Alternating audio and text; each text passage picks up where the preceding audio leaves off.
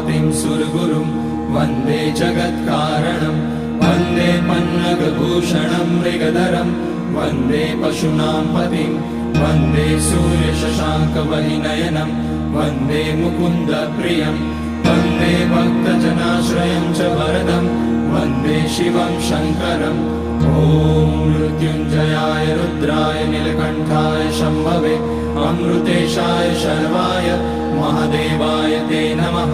नमस्तेऽस्तु भगवन् विश्वेश्वराय महादेवाय त्र्यम्बकाय त्रिपुरान्तकाय त्रिकाग्निकालाय कालाग्निरुद्राय नीलकण्ठाय मृत्युञ्जयाय सर्वेश्वराय सदाशिवाय श्रीमान् महादेवाय नमः।